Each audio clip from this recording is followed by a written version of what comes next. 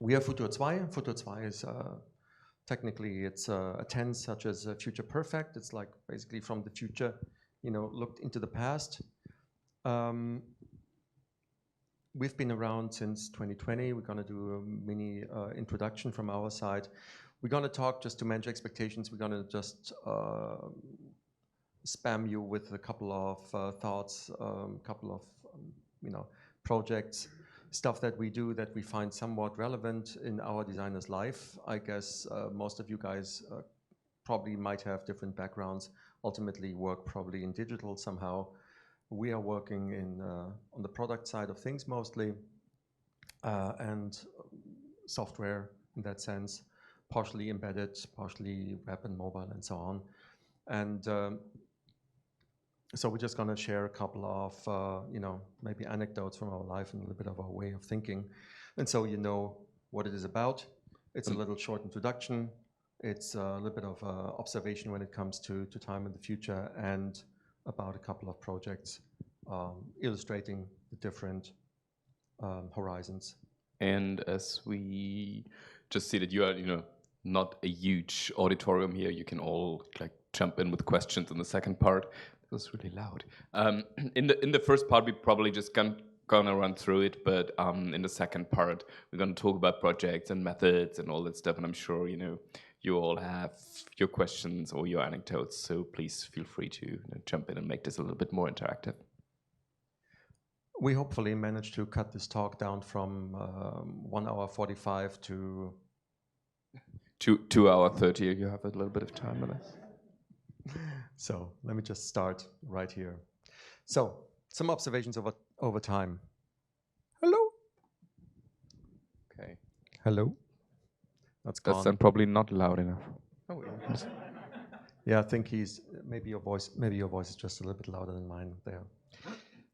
Anyways, so it's clear we are we're designers. We are designers, right? We are optimists by trade. We see opportunity for a better future, and now it seems that we can actually build this future. So this is, I think, one of the probably more well-known quotes in those regards, and this is actually beautiful. And in the professional life over the last 20 years or so, I can say, wow, it's amazing, yet it brings new problems as well.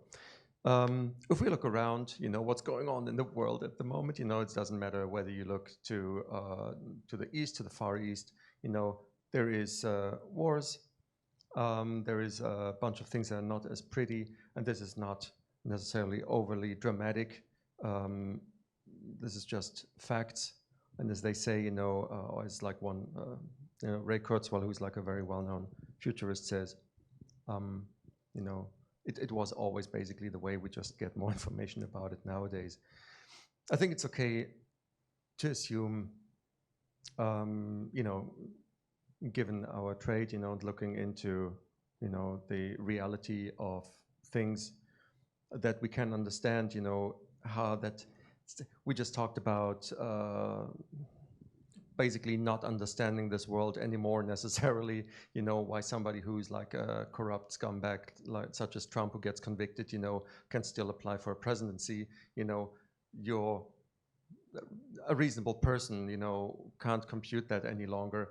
And I think it's fair to say that if people actually flee the real reality, and fleeing into any point of the virtuality, I can relate to that. Ultimately, we have to assume, that we all somehow want the same thing. This is like a little bit of a bastardized, pyramid of needs, I guess, from Maslow. We just want to, we all want the same ultimately. And back then, when there were religion was a bit more prominent, I guess we all had more clear norms. I just came from Japan, where it's also clear that there is a lot of rules, some of them written, a lot of them not so written. And the people pretty much stick to it, which is amazing. That makes me really blow my mind if this would happen in Germany, But at least, there were a little bit boundaries, and there was a little bit of a vision what to live up to, how to behave, and what makes a good life. And nowadays, it's really very blurry lines, and people are looking into new role models, and some find them here, some find them there. And I guess I found my little island back then, when I discovered like this funny personal computer back in the days, including like the weird people, to hang out with. That was my little social thing. So if we look into the different escapes, and it's not, the external escapes, to, if you're very rich, of course, you can fly to the moon, maybe, but for us others, it's probably just change of scenery, etc. But more likely, basically, reading a book, watching a movie, getting wasted, or even, if we talk about internal escapes, then, into the virtual world is a bunch of things how you can, escape that reality. What we feel is a little bit of a problem, with technology nowadays is that we, best possible product, such as the iPhone, has like the not so great, the not so great consequence, the, side effect that we basically completely stuck. And you can see that with the children and so on. That's not a new thing, right? And that the story just goes on and goes on. So this is, a little bit, when you've been in this job for quite a while, you start to be a little bit more selective, with projects where you try to make more of an impact. The term designer is not that old, actually. And ultimately, if I look back the last 20 years or so, there have been like a lot of developments, of course, for most of you, even if you joined like just 5 years ago, the circus, already a lot of different fields of design have happened. And this is like maybe not to take super seriously, but it is already when you say like, okay, there's a lot of fields, there's a lot of things happening at the moment, it is pretty clear, it's very diverse, and wherever you start developing your craftsman, it's not going to be the same. Also that, please don't nail us completely on the right, rhythm of that, but it's pretty clear that if you talk to students, which we just did recently, this could be you means this could be you basically just graduating, you start somewhere, and whatever that becomes, design, whatever, prompt engineer or something, it's yet to, start to evaluate. So we cannot really afford to stand still. And what I love about being a designer is actually that there's really exciting times and there's a lot of stuff to do. I guess that you could do a complete lecture just on deep learning and AI and what that means for our craft, what it means for the world, etc. But throughout the last 20 years, we have also seen a lot of things coming and going, right? Some things that were overpromised, that are just like, just led nowhere. And yeah, so there's a little bit of a responsibility on our shoulders, when it comes to create, help to humanify technology, as they say. As we know, with great power comes great electricity bill, So that's not so much from a moral high ground, but it's difficult nowadays to just be like, just want to be a designer and do funny screens. I think we can all agree now that we saw the first demos, from product definition, AI building a design system on its own, that the times when you, became a UX designer in 6 weeks, through Ironhack course is not gonna get you much traction anymore. Is the Ironhack a thing here? It's like General Assembly or wherever you do UX course in 4 weeks to get a certificate. Yeah. Well, coming to the point where, or why we want to talk about time horizons, and if you can guess by our name, we are very obsessed with the idea that our designs live in time and probably in different times. And one of the biggest problems we felt in our design career is that most of our product design work is not considering any long-term consequences, right? Like, I don't assume that anyone who was designing the phone that Andreas just holding, or the interface you use to book an apartment, or the chat interface that burns more electricity than El Salvador at the moment, was intentionally designing something bad, right? Like even Mark Zuckerberg probably was not inventing a democracy-killing machine. But over the course of time, things changed. And I'm pretty sure there were a couple of like nuances, or there were events in time where, you know, you could have foreseen the one or other kind of turning point.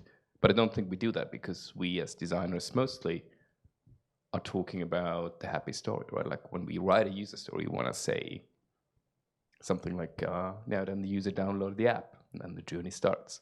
But that's not how the world works, right? Like there's a ton of more things beneath the surface. And this is part of the talk that we want to have today. This is an image from your neighborhood, Andreas. We probably took once we decided to found our own company, so it's about 5 years ago. And we now have a huge Amazon tower in Berlin, which obviously, you know, well, is a service that many people use, that offers a lot of work to the city and a lot of wealth. But as well seems to polarize quite a lot, right? Like it seems that there is a big opposition, not because Amazon, like, I don't know, marauders the street and kills people, but obviously the whole monopoly, the whole idea of just unifying all services in one giant rich-making machine is a problem that is not an intended design, but an unintended consequence that we as designers have to be aware of. So first part of our uprising of the studio we spent with the idea of talking about dystopia, which is not per se the easiest topic, because no one really wants to hear that. But, you know, like things go bad, and, you know, we just founded the studio right before this thing called COVID happened. So I think, you know, we all can agree that much more than 10 years ago, there is evidence that the world can take wrong turns, and the better we are, and the better we are prepared for that, the better we can react to that, right? So talking about dystopia is not designing dystopia, it's not deliberately taking the dark path, but being a little bit aware of what these consequences could be. I don't know if anyone of you familiar with our bastardized steeple diagram. So this is a method we sometimes use in Foresight to talk about different futures, and we turned it a little bit around. So just as an example, you know, what will your product be if we take it into extremism, if we add discriminating factors, if, you know, we look at it in an overgrowing population, or, you know, will it pollute the environment, and so on and so on. You know, I think that one speaks for itself. We did a little exercise, and, you know, these stories kind of mostly exaggerate a little bit. They are a little bit more graphic than, you know, the reality is, but I think they help us to understand what the problems might be and what can we do to overcome them. You know, no one says that drone delivery per se is bad, but if it's right in front of your shower curtain, you probably really don't want it. So this photo was taken like 3 weeks ago. We have a tower, but it seemed that sentiment really didn't turn away. So as all things in our very connected world, things are unequally distributed, dystopia as well. And I think we can fairly say that, you know, we're on this, as designers, we're on this kind of scale, you know, like where we shift the dystopia. Like just said, you know, if I use ChatGPT the whole time, you know, maybe my utopian version of a computer interface just burns up a whole country in South America. We as well made a little, well, game. It's not a game. We made a little artifact out of that. So as aspiring futurists, we as well deal a lot with the idea of trends and trend cards. And for our clients, we used to develop, you know, scenarios with signals and trends from today until the next 20, 25 years. And so one dark night we sat in our studio and we let out everything dark in this world, which possibly can go wrong. You can see a couple of examples here, and you can order them from our shop. one-man dystopian means as well that one man forgot these cards at home today, which is me. But if you give us your address, we can send them to you. And we'll probably give a couple of freeways after this talk as well. But it's not pure comic relief. It's a little bit of comic relief, to be honest. But it's as well a tool to deal with these time horizons and the dark side of things that can go wrong. This is an example that a friend, Katja, used in Singapore to imagine a dark future and the possible, interventions you can take to not get into this dark future with designers from financial institutions the end of last year. You wanna go? Just felt I want to quickly put that into perspective, right? Because if you found that I feel that I worked a lot in my life, and when you found your studio in 2020, and you want to differentiate on the market, then back then it seemed like a great idea to go into futures, because when you work your way from hands-on products, and then you work, like Peter knows that, car industry, for example, and the product that you're working on comes out in 2 years or so, 3 years, sometimes longer. So you're already like hands-on bound to something that comes out at some point. You work on strategic topics, and at some point you just, it's not necessarily only the right solution. It is also the conversations to be had, in order to look forward, and also the people that you have it with. So once you extend this time horizon, you end up where we ended up. You start, thinking about this whole futures thing. But by now, I think it's not becoming like the replacement for design thinking, the futures thinking stuff. But it became so much more popular that we already thought that we were somewhat cutting edge in 2020, and now we feel almost already mainstream in a way. That being said, predicting negative consequences in products, as the ones who work in consultancies, in an organization you will have different pointers, but if you work in a consultancy, you attend a meeting, you attend a second meeting, and then you usually already know what the company culture at the moment suggests for you, what is not working here, what's the problem, is it the same tool set, is it the mindset, is it middle management versus employees, et cetera, et cetera. So you get a little bit of an idea. And you can see how things usually go wrong. And our wish of the experimentation with the dystopian stuff was pretty much, trying to see how far we can push that. The truth is that, of course, nobody necessarily feels yet it's necessary, right? Everybody wants, today probably more than ever, what a mini skeleton crew can actually give you an MVP, in the shortest time possible. That's still, unfortunately, still a thing. What can possibly go wrong is something that nobody gives a shit about at the moment. I think there is a completely different, nobody gives a shit about who's making their money with it. There is a totally different group, I think, completely different counter movement. There is these wonderful podcasts, always recommended, like Tech Won't Save Us, for example, that sheds light on, what doesn't work with technology. And I think we are still, as a society, completely trying our best to get there. So, but now,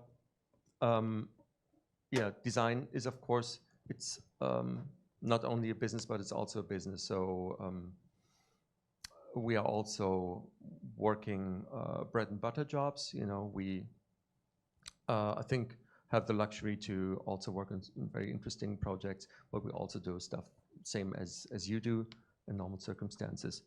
I think, we're gonna launch our little website soon, with basically a design sellout shop where we just put in some artifacts and also some projects that we did in the past, because we want to give a little bit of a humoristic spin on what's happening currently in design.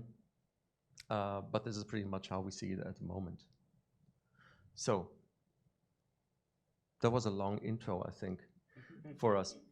Yeah, so as I said, we are actively for a lot of years supporting, stuff being sold by delivering good quality. At the same time, we know that this is somehow not helping neither the planet, nor, but I think when talking to Bob a little bit earlier, so also trying to transform something in this company, I think this is the mindset thing is like the biggest challenge for all of us designers. And the mindset switch, against capitalism, also does not work really, right? So if you tell your car company, I love that, all what you do, we just need to sell less cars because everybody knows it, it's like, it's a difficult discussion to be had. I mean, that's not the truth is it's not a discussion that will be had, because everybody knows how the salaries are being paid. We just simply, we consider us a critical design studio because we are usually not basically called in for any sort of production job. We are usually hired for our opinion. And we also, I think, are pretty much hands-on no matter what we do. We're not big fans, of design thinking movements or people who worked in design thinking who never have done anything in their life in regards of designing anything. So we try to keep that to a minimum, where it needs to be. We can't live without workshop either, right? And we've been doing that a while. I'm a trained communication designer. Thomas, how would you describe yourself? I did a very weird thing, which was called design technology, and then was a study between design and software development, and got stopped right after I started. Yeah, that's how that goes. But then you just work, and then it had no future. Yeah, it had no future back then. But regardless, we worked on a lot of stuff, and we're just happy to be at the right time at the right place. I guess a lot of things that had to do with connected devices and data. Originally, it started with mobile, and then came the next thing and the next thing. And if you don't work on products, you do start to do research, qualitative research, a bit more scientific research, and it just keeps on growing. And we have done that for a lot of big clients, a lot of mobility industry, but also fintech, household appliances, et cetera. What we want to show now is just 3 examples, of different time horizon projects that we worked on. And yeah, I guess we try to keep it brief. Thomas, you want to do a quick intro? I think we still have time, or how are you feeling? Can we still go on a little bit? Just about this time thing. As we said, we deal with strategic foresight, but it doesn't mean that we have, per se, the crystal ball. If you leave the clicker with me, I can actually do the slides. No. Didn't mean to steal it. No. What was this? Okay, no, it's interesting. What I wanted to say is that basically what we're dealing with is this, right? Like, so we try to, oh, fuck me. From our black period, we try to deal with the unknown, which is, exploring different time horizons along this axis. And what comes out is, not a prediction, but more a provocation, right? Like, where do you want to be? The preferable. Where do you might be? The probable. Or, where do you possibly can be where you not want to be? The dystopian side of things. But none of us really knows, right? So we try to make accurate prediction by looking at what's going on today.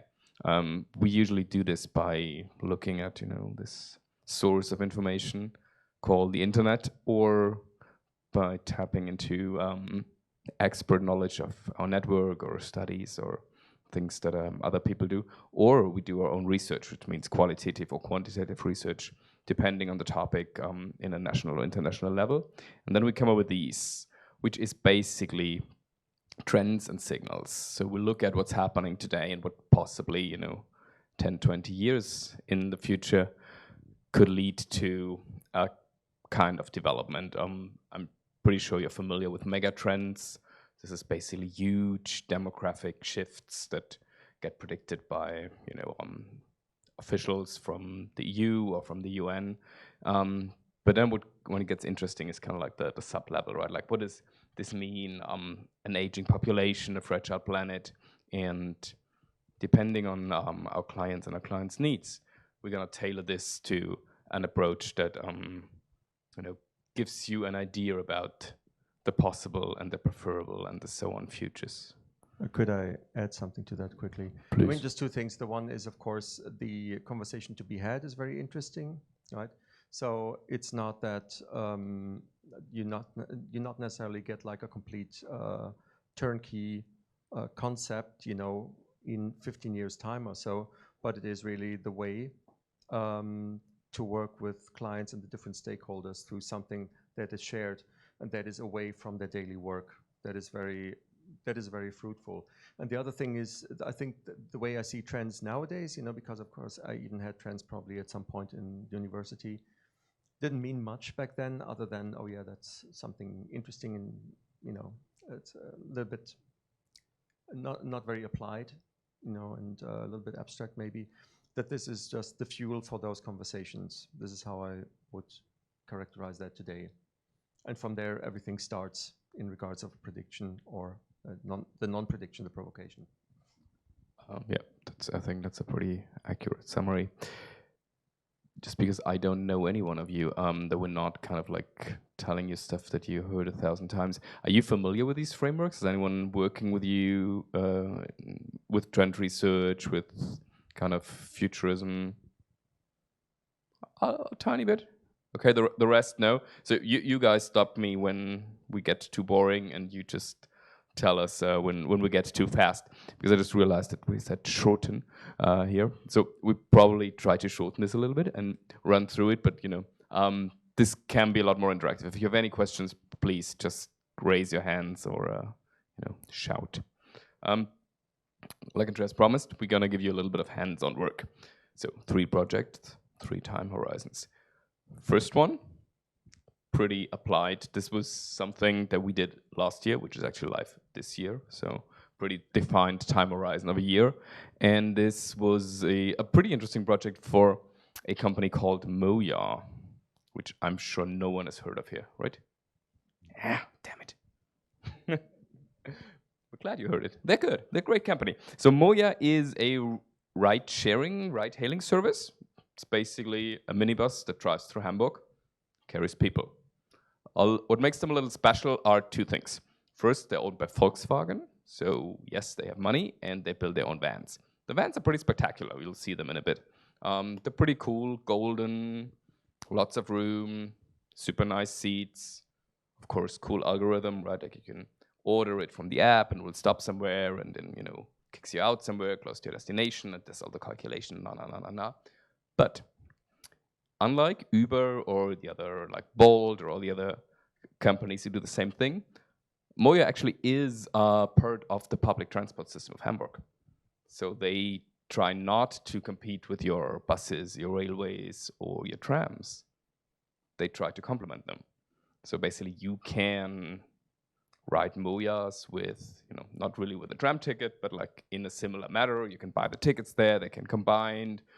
They sometimes are used as buses when there is no bus driving at night and so on.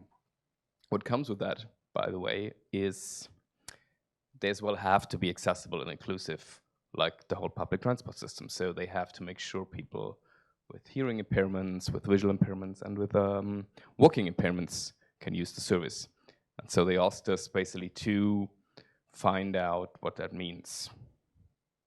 You want to go on that? Or am I just too slow? Yeah, so we can share one as well. Yeah, so the goals, as Thomas just mentioned, was really to get the requirements for accessibility. And accessibility is pretty much like a huge blob, it's like we have all archetypes now ahead, when it comes to accessibility. And I think it was a very collaborative effort together with stakeholders. So we basically did a co-creation with them. We got together different groups from handicapped people and workshopped everything, prepared accordingly, wrote a report after that. That's the very short version of it. learned a ton, and the combination of hardware and software, which means software as their application and hardware as their buses, that for the first time they were just about to develop a vehicle that can carry also wheelchairs in the back to see how they need to be altered. But maybe just to add real short, what made this special for us at least was this idea of radical inclusion, right? So if we design an inclusive service, we want to do an inclusive design process because, of course, being asked of how a wheelchair fits into a bus, there is a ton of books you can buy that tell you by the centimeter or how much, like the handrail has to be, blah, blah, blah, where the interesting part in this project for us was to work with people with all sorts of handicaps to design an inclusive service, not just, the bus with a lowered handrail. So I just want to add this. No, please. So was really pretty hands-on, gathered insights, gathered data, co-created like new potential together with people with disabilities, trying to work on the solutions already. And we learned so much about just, if you think about wheelchairs, what kind of the sports wheelchair, the foldable wheelchair, the electric wheelchair, people, what do they have if they can't really walk? They might have an additional walker. One came there, had an additional dog, for example. So it is, you cannot really put disabled people into a box is like the first thing that we learned. This guy here, secondly, for example, people with that have like very limited vision, and this gentleman I think has 2%, which means he can still, all people with disabilities have their own app stack. So you want them to work with your app, but they have their own, right? So there's this natural competition, on the digital floor already happening. And there was like tons of things to be learned. What we want to do is basically throughout the journey, just to have a rough cluster of insights, to see about the severity, of the impact that it has on the journey. And the very special thing about Moya is that you're not being picked up like a cab. No, you're being picked up, not at your home or wherever you want, but at specific points. And the points are thousands in Hamburg. So, which means you might have to walk only 2 blocks, but it is 2 blocks, which is for somebody who is blind, 2 blocks, still 2 blocks, but it's very, very much slower for them, for example. And if you have the stress to be there at a certain time, it's like very different. If there is a construction site in front of your house since 2 weeks, additional problems. And all of these things, got just basically cataloged on a nice little map. Here you can see the interior. The interior is pretty cool.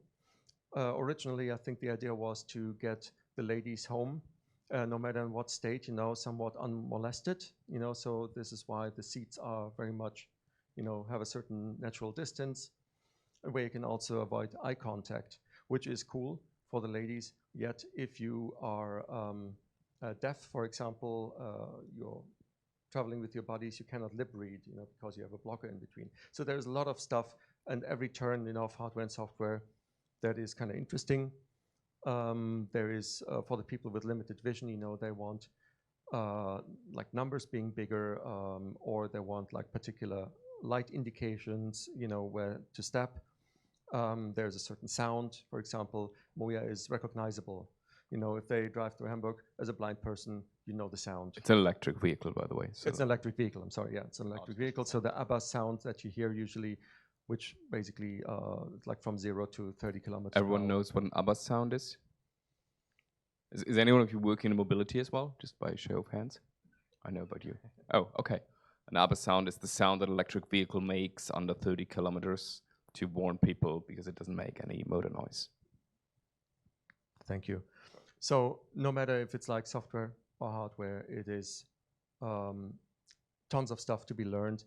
And yeah, we gathered all the insights, and basically brought it to paper.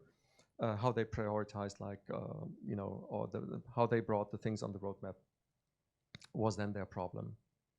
So this is like pretty much hands-on, came up with a report, and learned a lot of things about inclusive and accessible aspects, that they should be thought through, before. So no matter on what product you work, if you once you encountered like a person that has some sort of a disability, you start to see your stuff different, because it could be literally, if you would have started this development of this hardware software aiming for disabled people, it might have been looked like very much different, right? So it's good to start very early. Also, you know, the disabled target group, they never travel without preparation. So unlike us, you know, we might just run out of the house. We know that there's a tube coming, etc. No, they will somehow get their information before, via audio, via, you know, some helpers. There's a gazillion of different helpers. Artificial eyes, if you will, you know, where you hold your mobile phone camera, you know, into the area, and it will describe to you what it sees, and so on and so on. Yeah, I think part of the job, because it's very, as you can see, time horizon. This is a very short time horizon, and it's very, very applied, and it's very concrete. And as a designer, I mean, it's I guess a no-brainer, you know. But recommendations, when you were the one to work with the people, you know, don't just list all the insights, you know, and maybe weigh them a little bit, but it's also recommend a little bit the things that you feel are important. And the beauty of it was really, this was very, very tangible and nice. And with that, we come to the something that is a little bit on a, you know, longer, on the next possible time horizon, which is 5 to 10 years, was about the future of the e-bike business by the market leader of like e-bike business, which is Bosch. I think the real question for them was, you know, how can we stay number one? Because, you know, Asia/China, you know, is also producing a lot of things. So there was one of these wonderful 3 months projects. You know, sometimes 3 months is with a huge team. You can do basically everything. And Thomas and me back then spent these 3 months in full throttle. And originally it was really about a product strategy. It turned out to be a little bit more than that, but mainly like the product strategy. What's important here is, and there you can also see a little bit that's been like a while back, but you can already see like the handwriting, or how we got to 2020 later, you know, and the futures thing is, we worked on several streams. You know, the one was a prototyping stream, the other was an insight stream, where it was just about research. There was another stream that was about business strategy, and what the future of the e-bike business is going to look like in order to create like requirements, you know, for a whole ecosystem. E-bikes have, you know, they have a engine, they have a battery, they have a controller usually, and sometimes the controller is built in an HMI, you know, how you can control it. And the most interesting thing about, of course, is if you don't know nothing about the e-bike business, you know, you have to learn quickly. And yeah, secondly, I guess it's fair to say that the ecosystem consists of a B2B to B2C situation, right? There is us, we sell to bike manufacturers. The bike manufacturers assemble the stuff, and they sell it to the bike shops. The bike shops then again, they sell it to the customers. In between though, we still have like third parties, right? So if you have like a fancy mountain bike, you know, you remember how you manually, you know, change your gears. That's being already back then like really, really old technology. You know, you do that wirelessly, you do that remotely. Even brakes, you know, are basically now in parts wireless. But how to engage like the third parties, for example, was like question, you know, how do they want to hop into an ecosystem like that? So, so in the end, you know, it was really about the product strategy. So what is it, what the mountain bikers, the elderly people want, et cetera, et cetera. But it turns out that if you think about data, if you think about HMI, if you think about a whole product range, you need to think also about a platform, and you also need to have an ecosystem strategy. We somehow managed to put that stuff then together, in some way that I think made sense. But first it really started like in isolated streams to gather some insights on what the people actually want. If the mountain bikers really need smaller displays, because they are falling over their handlebar more often, for example, or how bright something can be for the people that drive S-pedelecs, not to be blinded, by the brightness of the display, and so on.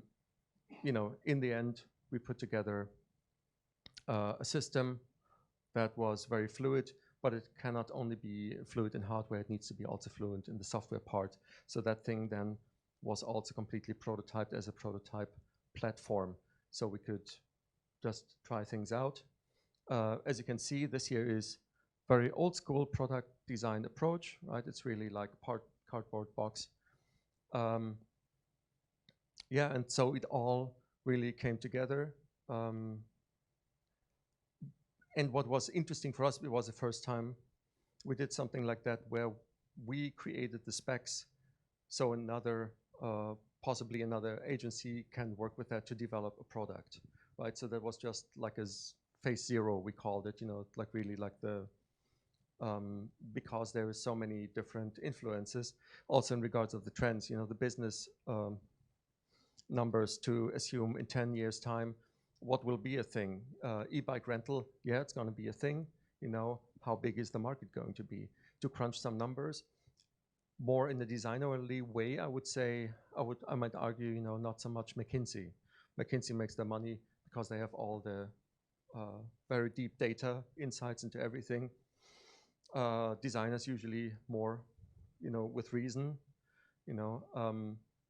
but it worked out nicely. So what are the learning of that? First of all, we got the job because the client wanted a product. They didn't want a product strategy, right? They were sure that they know exactly what they want, and honestly, we couldn't really work under the circumstance that they've been providing. And so we challenged them. This is how we got this job. So it might sometimes be worth, to challenge the client, because sometimes they just don't know what they want. The different streams in parallel to get them together was like hard work. But it's pretty cool to have also a couple of numbers behind future outcasts, because this is how a lot of decision makers think, right? This is also what we then learned from that. And I guess what we also did is that we gave them something interactive to play around with. That was just mostly 3D printed, digital, but you could understand the idea about the interactions and the framework. And I think this also communicated very well. And this was like something that was just a little bit further outside. And now we go one step further. To the far future. This is a little bit harder to tell the story because it's mostly under NDA, but we're gonna dive a little bit into the methods, not into the outcomes. So we just last year finished a larger study on basically the future of all things getting personalized in the automotive world for 2035. This was really a strategic foresight project. So everything we said before in terms of, this is not a crystal ball was applied here. We basically looked into a lot of data first, mostly government data, publicly accessible data on trends and megatrends, as you've seen this map before here in a more applied sense, and then as well for demographic data. So the goal here really was to help Volkswagen to understand developments that lead up in 2035 around different futures, and what could be opportunities, what could be things to look into right now and to develop strength or invest in these topics in the course of the next 11 years. So about the methodology, there was of course a lot of back and forth. This was about a 4-month time of the project, but as you can see here, the whole kind of research part, where we got the numbers basically from secondary research, but we're validating that with our own kind of qualitative research. So the idea was, to get a broader image, but then get like the spikes, right? Like if you want to do research for strategic advantage, you want to have something that no one else has, right? Like because everyone can download EU reports and read them, but we wanted to add something special, right? So you want to have your own kind of insights or your own things basically that no one knows. So that's what the combination of primary and secondary research, of course, creative synthesis, and then the idea of narrative storytelling, and again kind of trying to get some larger numbers and getting some quantitative research into the process, and that then in the end kind of like what we call the creative sense making, which is kind of like probably a little bit too much said, because that's not like you make sense of it, but it's more like how would that make sense in the process and how would you give it meaning. So basically the whole idea of how can design add a speculative element to these, what are opportunities, what are ideas that might manifest in the future. A little bit of examples of how this works. As we've seen before, there are these megatrend categories, right, that you would kind of look into to get an as good as possible holistic view on future developments. So we're not only, if we're talking about tech, we're not only looking at technology development, right? We're not looking only at inventions, but we're as well looking at social factors, age, population, cities and countryside. Where will people live? How will people move? Why will they do that? What's the future of work will be, right? Like, if we're all sitting at home and staring at our screens, no one will commute anymore. And of course, that affects the way we travel as well. And so we try to build up these more complex systems to get a better, a more realistic understanding of the possible futures. And then we basically try to come up with a combination of these trends in regards to current developments. And for this project, we choose 3 different type of scenarios. A growth, a collapse, and a transform scenario, which basically means you look at the future in a very kind of linear, forthcoming way, which is usually what the McKinseys and the BCGs of the last decade would do, right? Like if you look at your past 5 years and then you extrapolate the growth, right? So, we were selling more cars last year, so we're probably gonna sell even more next year. That's the basic idea of growth.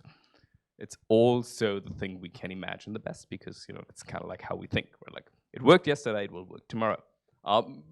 Sometimes it does, right? Like in a kind of like the last 30 years of our industrial world, the idea of scale kind of worked that way.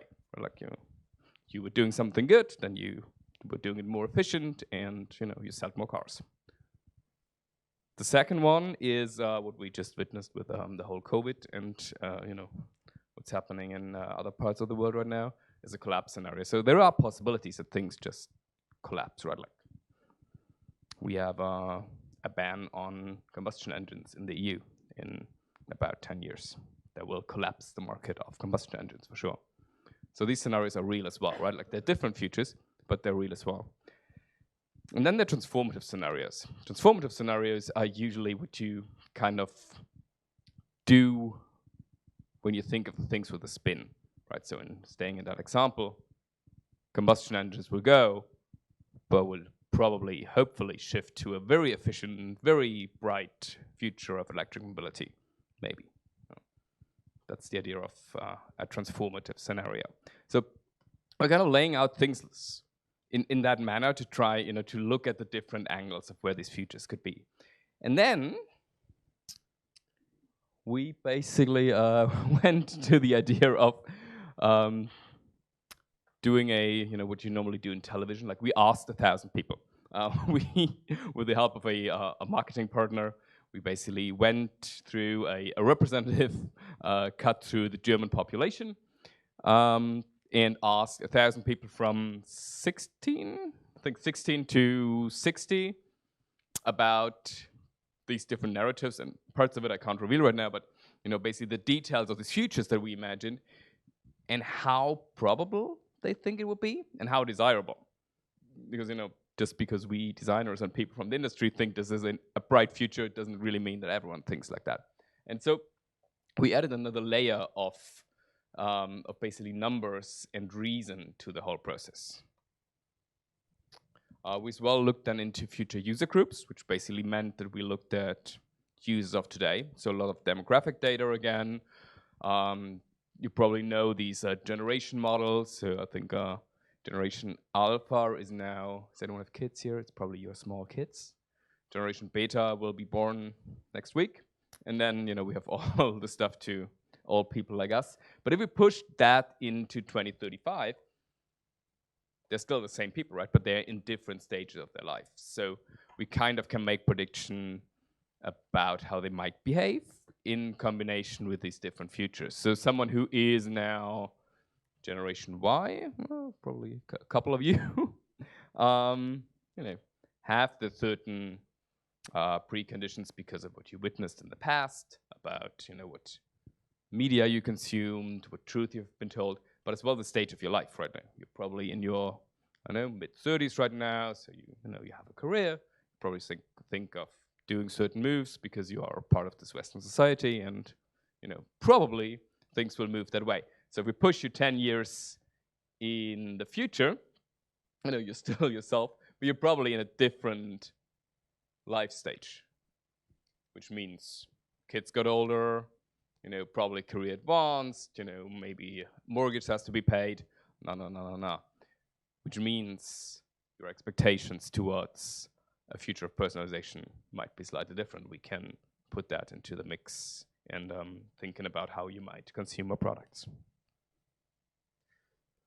I think I just wanted to add, this is, again, for the designer who works on a time and material basis, the solution of choice. If you're a research institute, then you have studied for the last 20 years, people, and you have tons of data of your own. In our case, if the client wants to know from you what the people of the future want, and you don't want to make it up, then you need reliable data. And there is enough reliable data on the different generations. This is how this came about. There's also the life stages is also like an approach that is kind of not uncommon. Just saying there's other ways to get there, right? But if you have like limited time and limited means, you need to work with what you have, as always. As an example, and as an example, this is how this might look like. We came up with this kind of like new archetypes of users then in 2035. So you can meet the nostalgic neo-traditionalists, which I won't go through in detail, but as this is kind of like a group that then forms from different age groups, different contexts, is pushed into 2035 with the idea of living in these new realities and developing their own habits so we can cater for them with our products. And then we're nearly at the end. We as well have an outcome and learning slide for that. So I think, big learning is that all this data is really cumbersome for designers because we're used to kind of like, getting things break down. But it really helps to make things real, right? Like the quantitative study we did with 1,000 people, I mean, that's not a joke, we did that. It was a lot of freaking Excel work, and honestly, I only understood half of it. But what you then get back, kind of like, after these online questionnaires, and then you get asked if you want to have the data normalized and blah, blah, blah-ized, and yes, you want that because it helps, and then it starts to make sense and you can see patterns, and that's what you do as a designer. But there is a lot more, of course, science, as Andreas said, to all these data gathering, and I think it's okay for us to lean on secondhand data as long as it's publicly available, as long as it's validated. So you don't want to, go to some shady backyard institute and buy this data, but you probably want to have something that's from the national census or the European Union or something, and then I think it's fair to work with that. And then you have to push on through and trust the process. And make it as solid as possible. And honestly, good storytelling helps, good visualization help as well.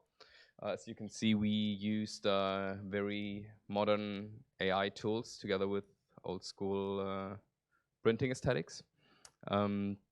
But of course, as in every good design project, it's a lot about how you convey the story, right? Like how real you make it and how tangible it is for the client in the end to, believe and, act on the reason that you provide. Which is the same as you do with every design project if you can.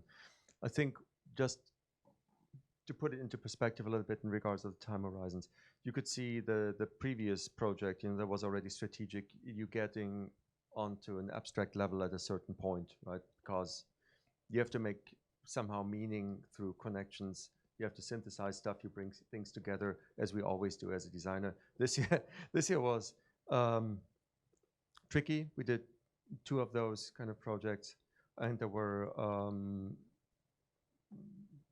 very abstract. As a designer, if people want something from you, you have to trust yourself, and be able to make those connections, right? And if we get like product requirements and to put them into a flow, that's one thing. And you can get better at this, and I'm pretty sure we can get better in this year as well. It's just more abstract, and the purpose was that the prediction helps our clients to identify research initiatives, which means they're gonna research that stuff, and they might do that for a year or 2, and then at some point it gets, they will see how that might look like applied, which just takes another year or so. And then it slowly, they will see where in the bloody product this thing actually could do any benefit, So we're talking about that we're doing, it's not business entertainment, it's a very informed, crunch time created, something that they understand, based on scientific facts originally, and then we move slowly into speculation. And they understand that, and they can pull out what they feel for the company is the right thing. But it won't see any shelf, in the next, I don't know how many years. This is interesting. It is also needed, but also from a design perspective, it's just pretty much like a complete brain meltdown, at least it was for us, just because short, it was like a 3-month project, yet one of those. And ultimately you really have to trust yourself, that this leads to somewhere. And this was the one where we felt, we don't know how this is gonna come together, but it came together. And this is apparently how other people also do that. Very few, I guess, because it's not a huge field of people who dare to do this. But so ultimately, client was super happy with it because we, I think, over-delivered a little bit. But ultimately, in order for the organization, to really be interested in that, the 2 things, which is like the quantitative mixed with all of our work, how this is being accepted, helps, of course, real voices, of 1,000 people, and a little bit the lightness, with the illustrations, et cetera, because people feel they want to read it. What you also see, which is a typical designer thing in terms of connecting the dots, you see the trends that seem like, oh, it's a trend, they reappear everywhere. There is, as me being a communication designer, if I see a poster, or if I create a poster, every vector on this poster, I'm able to explain why is the color, why is this here, why is that, why is the font, blah, blah, blah. Same here, right? Everything has somehow a meaning, and you need to basically pull the stuff behind you and apply it and reapply it and reapply it and, establish the language, establish the facts. And then it'll work out, but at some point we were, was difficult, challenging, as we say. So, and with that, I think we can come to questions, answers. I hope we didn't kill you completely. As said, there was like, I think originally was like a 2-hour thing once we put it together, and now it's only, whatever. We've been fast. An hour, okay. This fucking thing doesn't work. like Andreas said, that's kind of it. Super happy to receive your questions. We originally said the first 3 people who are gonna ask a question will receive one of these card decks. They are real. They exist. I just really forgot the back at home at my nightstand. But I'm happy to take the first 3 email addresses, and we'll send them to you over the original mail. As well, if you know anyone, or if you are interested in spending a couple of months in Berlin, we're looking for interns always. Next period starts in September. So, there's still some time to prepare and book a train ticket. Or, if you want to circulate that within your organization, we'd be super happy. 1, 2. Do you have a mic? Thank you. This was mind-twisting, and I love it. My question would be, when we are talking about affecting the future and having the long-lasting impact on the company itself that you are working with, it's from my perspective, it's crucial to talk to right people, to be heard from people who have enough voice in that company. So my question would be, how do you make sure that your audience is the right ones, that you have the necessary stakeholders to have the long-lasting effect? That's very difficult, and thank you for the question. Andreas, I think you once, and then I'll give it to you to explain what you meant with that, but you once coined the term, you need to find the corporate renegades. And I think that's exactly what you need to do. Yeah, I mean, whenever we did interesting projects in the past, we often, and you might have had the same experience, you feel the organization is like 10 or 20 years behind the average, yet the person who called you, is like at least a year ahead, right? And I think it's for everything that's crucial somehow, it's important that you find those people. If they don't call you, it gets more difficult, in identifying them. It comes back, Bob, to this whole transformation thing, how, if you have a company of 20 people, I see hope. When you have like 2,000 people, you're like, can make a plan. Back then you paid tons of money to change agents that studied that stuff, have a psychology background, do nothing but, massaging changes into people. Yeah, and nowadays I find it difficult. What I find interesting though is that a lot of smaller companies and freelancers currently have problems finding jobs. But I was told, in regards of diversity, inclusivity, et cetera, there's a lot of funding everywhere, So just as a hint, where to look. Thank you for the question. Here was the second one. Yeah, thanks. I saw the great work you did for this last of the 3 projects about the futures and things like that. But maybe as a consumer, more even as a designer, but the designer as well, I'm interested if you did something like that for the Bosch electric mobility thing, because I think the electric cycling is more disruptive and actually evolves faster. Because I can imagine where the cars can be in 10 years. But bicycles, it has been evolving much faster than that. So how did it go? Did you explore any unintended consequences or dangerous futures or disruptive futures of electric mobility for the Bosch? I understand the question. Short answer, not completely. On second thought, if anyone of you works for Bosch or has any affiliation, we would like to do that. We're here to get hired as well. But it was a different approach, to be honest. I mean, the project broke like 8 years ago. We looked into kind of like the strategic outlook of the business. We did not fully kind of cover what we would do today, as you've seen in the last approach, for the long-lasting effects. That's as well why this kind of like lives more in time horizon 2. This was a strategic impact, not a futuristic one. I think that, but it's a really good question. But the honest answer is, I think we were not there intellectually, also maybe as a design. maybe as a design discipline, we weren't there.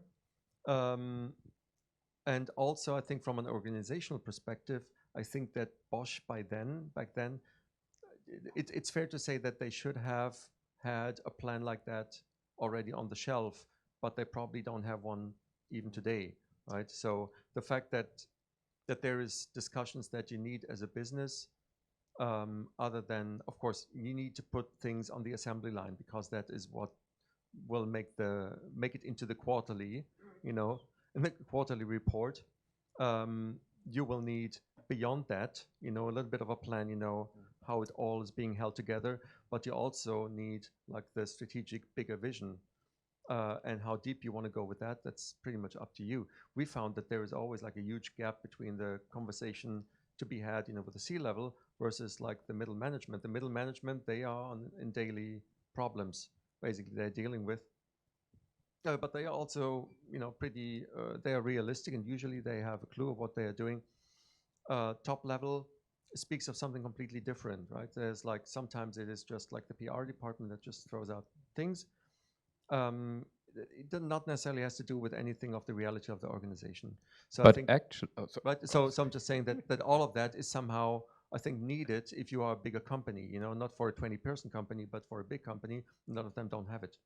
And actually, I mean, this is quite a good. So no one here works for Bosch, right? No one. No one has a relative who works for Bosch. Okay, you be quiet. But actually, because that project was actually a perfect example of what happens if you don't do a little bit more elaborate planning, what happens in the future. If you remember, there was, so part of this project was, of course, the idea, what if people just want to use their phone, right? Like you have an electric bike, you have like all these kind of like types of devices that Bosch puts on there, which are very ruggedized and very good manufactured, but don't want people just use their phone. Bosch's answer was no, which was not good enough for 2 or 3 engineers in their department that kind of quit their job and founded a company that put the mobile phone on the bike, which then got bought by Bosch for a couple of millions a couple of years later on. So, to your point, the idea of looking into, where society is heading and where the whole market is heading in a little bit broader future would have totally made sense. But I loved the aspect of corporate ignorance. No, the customer, they cannot want to have the phone because we are putting screens together for them that are much more robust. It's like, dude, this is just how the term quality or so gets like misunderstood. What the quality is for them, it's not necessarily the quality for the consumers or provides a value. So we have time and budget for one more card deck to be sent to the Czech Republic. Is there any more questions? Can also be a stupid question. No, it's only intelligent questions, please. Don't like this. It may be a stupid one, actually, but we'll decide upon that. Okay. I assume you've been doing this for a while, and maybe for some of the projects that maybe already reached like the time horizon that you originally like estimated for them, do you feel like you got close enough, or was it nowhere near? What's the general? It's a mean question. Some yes, some no. You want to answer that? Well, what was the question? The question is, were we right? But like, I think, the short answer, sometimes yes, sometimes no. The long answer is, it's not about being right. Like, that's the thing, I think, you have to understand when you deal with such long time horizons, no one can predict the future, and we're not. I mean, there are other institutions who want to make accurate guesses. We're actually not in there for making any guesses. We're making there to provoke the thinking about these futures, It's less about knowing what happens in 2035. It's more being prepared when shit goes down. You know what I mean? It's more the idea of the different interventions until we get to 2035 than about being right. In that sense, we've been right a ton of times because we just, we're talking about a lot of possible futures. But it's not that, we tell anyone what happens in 2035 and then we're magically right. I think another thing that also came to our realization is, of course, that we we provide food for thought. You know, this is stuff that not necessarily where you take, I mean, yes, they take a couple of slides, you know, put it in a presentation or something, but ultimately what you do if you don't contribute directly to a product release is that you provide material for discussion.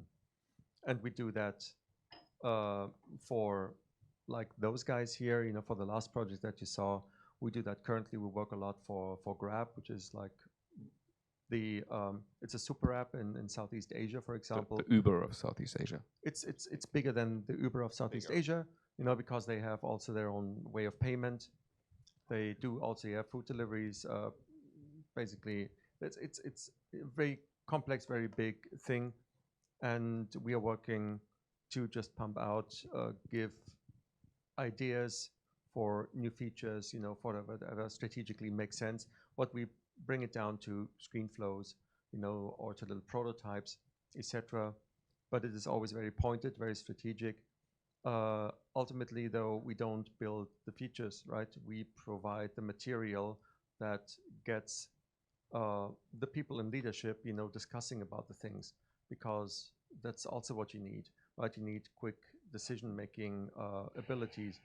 And so a lot of the stuff that we do, I think, is more, you know, needed in regards of facilitating the conversation inside the corporation where the jobs are being made. And you saw probably the design politician somewhere in our card deck or in our, it's a thing. If you work with big companies, there's, you know, back then when I studied, you know, I at some point thought that there is the talented designers and then there is the ambitious ones, you know, the ones that were compensated through learning, etc. But there is also the ones, you know, that endure, you know, the corporate madness and know how to navigate their way through that and learn that. And it is a job by now, I think, in my opinion, because of the sheer power, you know, of getting that bag of fleas, you know, in line and facilitate something in times where every idiot has still an opinion on design, that you basically have your marching order and you drive to a decision, you know, the whole organization. And that is very well a job, you know, and you do not need to build any screen for that, right? It is being on Microsoft Teams, you know, all day long to go have a coffee with the right people. And this is how decisions are being made in big companies still. Whether it is a design-led company, not a design-led company, not sure, but it's still reality. So it's very unfortunate to think that this is like new job roles for us, you know, that those exist, you know, but it's necessary, I think. We have a couple of questions on the Slido. I have one personal from myself for you guys both. Having your like professional and personal opinion, how do you feel about living the rest of your life in the future? Excited, enthusiastic, worried? Things have going to be worse until they will get worse until they get better. Let's put it that way. And the alternatives of living in the future are really not desirable. Yeah. All right, thank you. No, I think it's fair to say, honestly,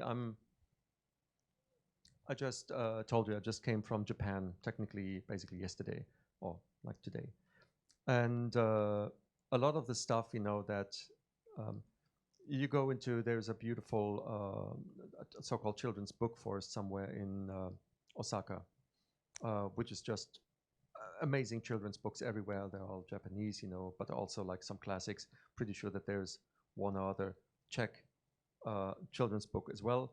And there is somewhere there was like something about the Expo 70.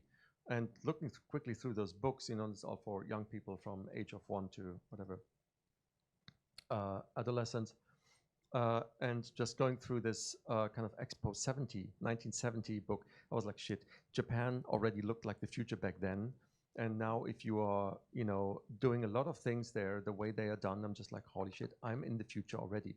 And this is, this gives me a little bit of hope, you know, but it is stuff that they cultivated, you know, over years and years and years. I guess has also to do with societal changes, you know, that don't, obviously haven't happened here.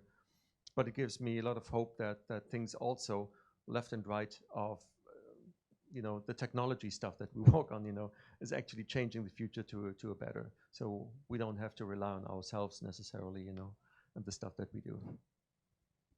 All right, thank you. Let's look at the questions from the audience. The first one is, what is your view on the UX role in the future? Will the UI part of design become obsolete?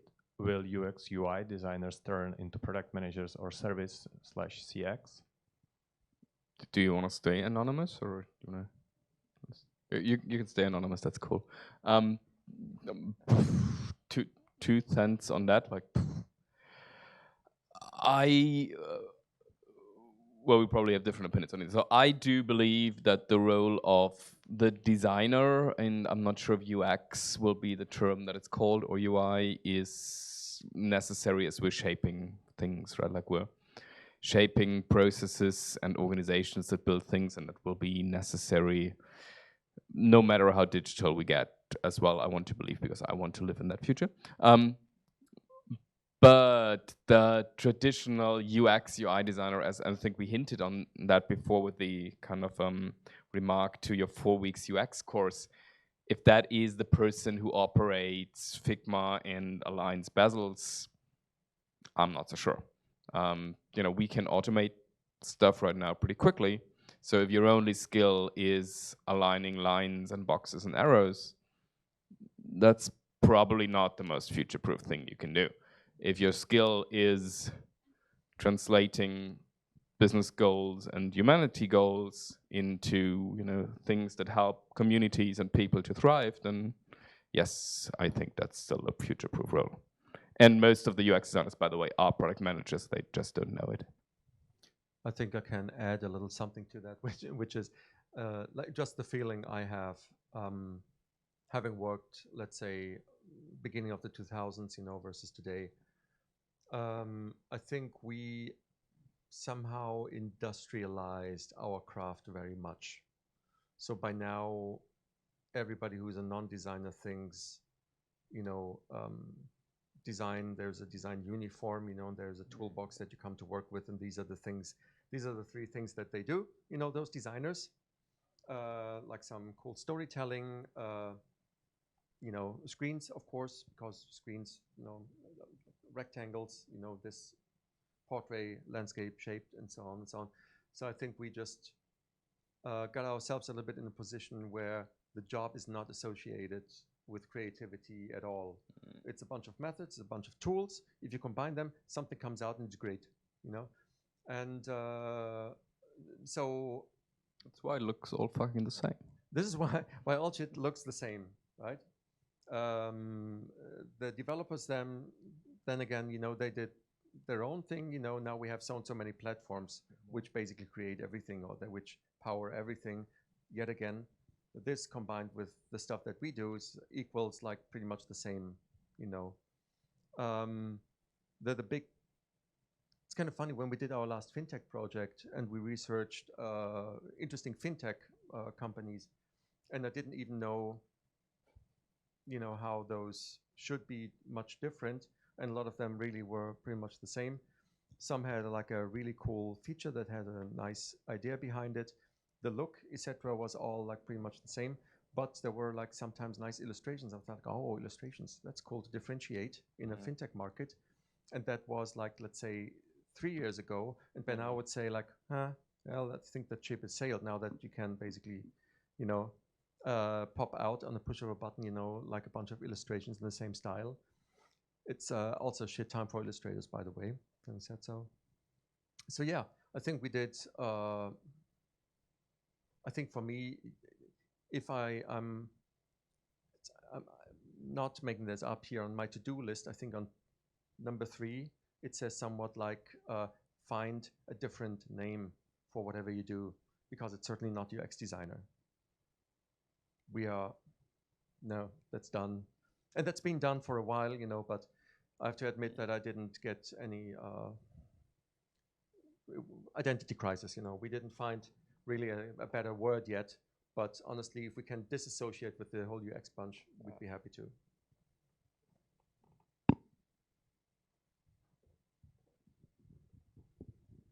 Thank you. Maybe I miss it, but I want to ask, how often you discover like dystopian futures by your work, and do you discourage the client from making them or something like that? Let me quickly come to this as well. With the utopian, it's not the dystopia, right? We're not kind of like identifying that virus in the system that will lead to complete and utter destruction and then advise them to not do it. But we point to possibilities. That's, I think, the thing we can do. We can point that there's risk, that there is people probably marginalized, or for example, right now we're talking about crowdsourcing data in Asia, and of course the idea of who owns that data. There is a risk that there is a marginalization of people who enter this data because there is no proper process to manage that, and we would point that out. If we then can refrain people from doing so, that's not always the case, but that's part of the process. Well, we'll point out opportunities in kind of like the more utopian way. I think it's also to say that it is a good vehicle, to have that on a bunch of slides, and when you work on a project where the client just want to know where's the gold hidden, that you can always add like a margin somewhere saying like, so this is the shit, that can hit the fan here, just because they know that we care about the consequence of that stuff. That's sometimes that's it already, and this is good for a conversation. Again, not necessarily said that they want to hear it. Right. Peter, when are we getting kicked out here? I just wanted to say that we should maybe take one last question from the top of the list here. I just wanted to add, I think we're going to have drinks, right? Yeah. I desperately need a beer, but I think we're happy to answer questions with beer as well. I'm sure the conversation can continue in the pub after the event. Actually, it's part of the event, it's not after, but you know what I mean. So you decide on the last one. Right. The last one is, are your clients' initial inquiries motivated rather by the values, meaning responsibility, or fear, avoiding their possible future business failure? They never tell. They never tell, but ultimately, it's a rather philosophical question. I think it's a good question. The thing is, the fear is not the business failure. It's really looking like an idiot in front of your boss usually, right? If so. But this goes to a bigger topic, as in, why are we being hired in general? Sometimes it is capacity bottlenecks. Sometimes it's like a lack of expertise or so. Sometimes you just need somebody you can blame, in case things are, coming out that they, that they themselves, find too risky, to touch themselves. So it's very different things, which I think we are okay with, as in taking responsibility for our own work. We accept it, can also deliver it. The motivation behind that, it's like it differs. It differs as far as we know. And maybe just to put that into perspective, we're not necessarily just only the naysayers, right? Like it's about having a holistic perspective without neglecting the unintended consequence. But it's not like most people don't come to us just to be told what possibly can go wrong at first place. It's a combination of both. I wouldn't be mad if we could do that full time. It's the same. Complaining. Complain. I mean, we're Germans. We have a lot to complain about. I mean, we're not lawyers, right? Like when it's really bad, they go to lawyers. They don't come to us. Yeah, it's true. No, but it would be actually nice, if our focus would be so strong on that topic, that we basically with the magnifying glass, look under every rock and see, where there's potential risks, how to rate that, etc., etc. I think we could do that, I guess. I think it depends a little bit on the business as well. So we work a lot for the public and semi-public transport in Germany and Europe. And for example, railway systems is something where a lot of things now, at least in Germany, are prone to infrastructure failure, natural causes, rains, storms, a lot of things that can go wrong. And of course, some motivation is to mitigate these as well, like to know what to do when things go wrong. Where other industries are probably less aware of these things. So I think it's fair to say that it differs a little bit as well on the type of client. But you know, speaking about that, we work also a little bit on the intersection, you know, of where you know, products to make things better versus like the so-called passenger information, Fahrgastinformation, passenger information department, you know, and of course it has a crucial differentiator between those two. The one is like making things better, and the other is, you know, communicating stuff, you know, if shit goes wrong, right? And the one is, of course, a little bit more satisfying than the other, right? I feel. I agree. I agree. I think we have to send a special shout out for this very ambitious name writing genius here. Yes. Well, and anyhow, and thank you, Salah, for writing up these beautiful names. Yes, and thank you. Well done. Well done. And thank you to the rest of the crew of Amnesty. And thank you to Peter and Toby. And you probably want to have some last words. Yeah, thank you guys very much for amazing, insightful talk, and also a very interesting discussion with the questions after. So thanks again, and let's continue the discussion afterwards.